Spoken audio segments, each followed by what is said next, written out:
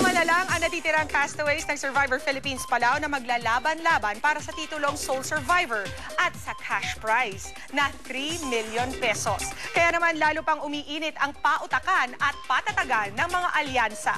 Makisika tayo kay Aubrey Carampel. Ang 5 natitirang castaways ang laman ng bagong billboard ng Survivor Philippines Palau na nakita sa EDSA simula kagabi. Kasama sa top 5 ang magkaalyansang sina Micah at Amanda na siyang nanalo sa huling reward challenge kung saan isang resort getaway kasama ang kanilang loved ones ang napanalunan. Sinamantala naman nila ito para planuhin ang kanilang susunod na strategy. Sasabihin natin kay Charles na siya yung i-vote out natin. Pero ang talagang i-vote out natin si Justin. Pero ang Charles, Jeff at Justin Alliance na natira sa isla, may mga pinaplano na rin. Uy, Charles, ha? So, keep your focus. Kung ano man sabihin, kalabasin mo sa pera. Huwag kang magpapaniwala. Nakausap ng GMA News sina Jeff, Justin at Charles kagabi kasabay ng unveiling ng top 5 billboard. Ang JJC Alliance sa mga itinuturing na underdog sa Survivor.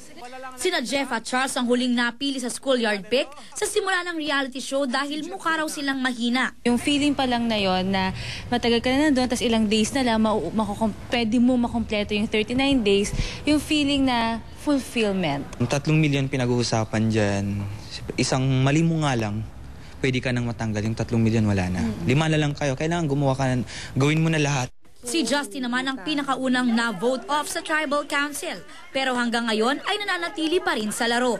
Survivor to. Outwit, outplay, outlast. So, ano man yung ginawa mo, pag nakatagal ka, ibig sabihin, tama yung ginawa mo. Kaninong strategy kaya ang uubra? Kaninong alyansa ang mangingibabaw? Huwag palampasin sa huling 2 linggo ng Survivor Philippines Palau. Aubrey Carampel, updated sa Showbiz Happening.